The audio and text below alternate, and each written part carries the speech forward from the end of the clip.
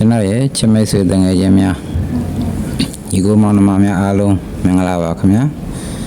ASM Basic Electronic Project ကနေပြီးတော့ပြန်လဲကြိုဆိုပါရစေဒီတစ်ခါမျှဝေပေးမဲ့အကြောင်းအရာလေးကတော့ How to make touch switch for LED on off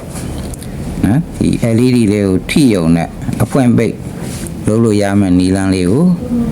မျှဝေသွားမှာဖြစ်ပါတယ်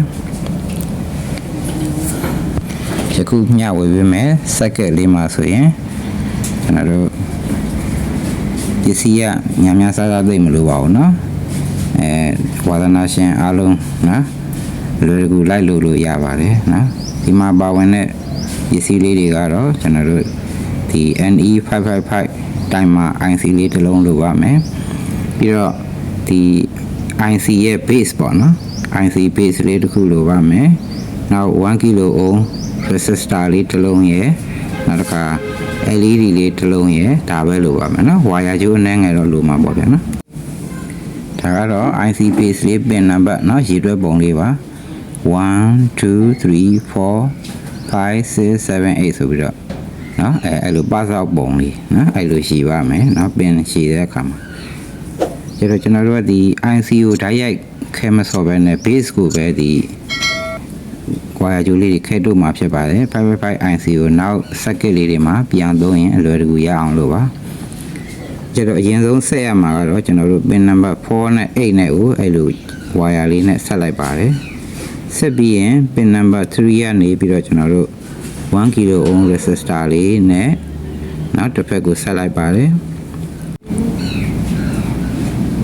အဲ့ဒါ LED လေးရဲ့အနှုတ်ကိုနောက်ဒီ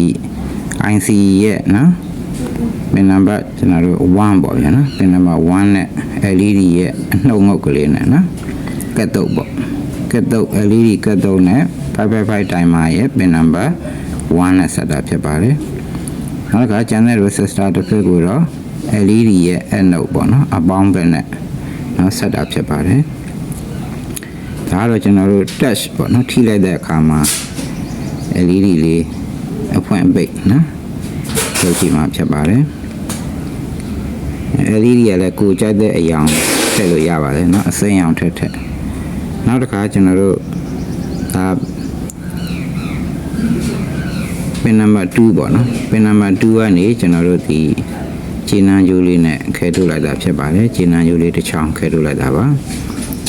နောက်ခြေနှမ်းကြိုးလေးတစ်ချောင်းကိုတော့ခုနက LED ဆက်တဲ့နေရာပဲเนาะ IC ရဲ့555 timer IC ရဲ့ pin number နော်1လေးနဲ့ဆက်လိုက်တာပါအဲ့နှစ်ခုလေးထိလို့မရပါဘူးเนาะအဲ့ဒါလေးကျွန်တော်တို့ကလက်ကလေးနဲ့ touch အနေနဲ့သုံးပါပါเนาะသူကတော့အဲ့ကျိုးလေးနှစ်ခုကို touch လုပ်လိုက်ရင်ကျွန်တော်တို့ LED လေးလင်းအောင်လင်းသွားမှာဖြစ်ပါတယ်เนาะဒါက on အပိုင်းပေါ့เนาะအဖွင့်ပိုင်းပေါ့เนาะအဖွင့်ပိုင်းလေးကအဲ့လို pin number IC ရဲ့ pin number 1နဲ့2နဲ့ကိုအဲ့ဒါလေးဝါရိုးနှောင်းလေးဆက်ထားတာဖြစ်ပါတယ်အဲ့ဆိုဒီမှာ circuit ဆင်ထားတာကျွန်တော်တို့ pin number IC ရဲ့ pin number 4နဲ့8နဲ့ဆက်လိုက်ပါတယ်နောက် pin number 3ကနေ resistor လေးတစ်လုံးခံပြီးတော့ LED ရဲ့အပေါင်းငုံနဲ့ဆက်ပါတယ် LED ရဲ့အနှုတ်ငုတ်ကိုတော့เนาะ IC ရဲ့ pin number 1နဲ့ဆက်ထားတာဖြစ်ပါတယ်နောက်တစ်ခါကျွန်တော်တို့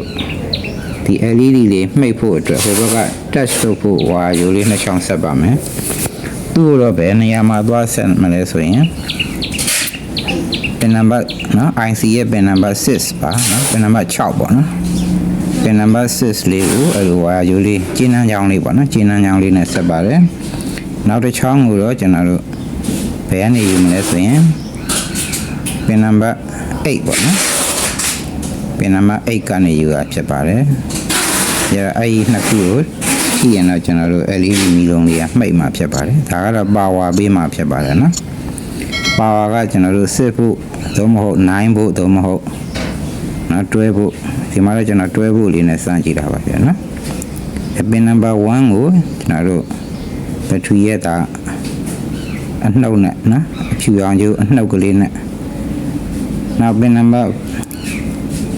4ကိုတော့ကျွန်တော်တို့ဘက်ထရီရဲ့အပေါင်းနဲ့နော်အပေါင်းနဲ့ဆက်လိုက်တာဖြစ်ပါတယ်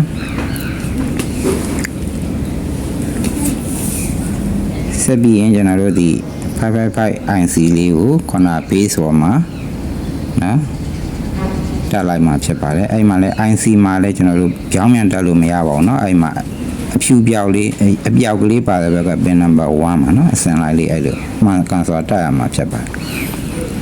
ဒါဆိုရင် battery နဲ့ချိန်လိုက်ပါပြီအဲ့သူက touch ညာဘက် touch လို့ရင်ပိတ်တယ်နော်ဘက်ကို touch လို့ရင်ဖွင့်ပါတယ်အဲဒါအဆင်ပြေပါတယ်နော်လိုက်လို့ကြည့်လို့ရပါတယ်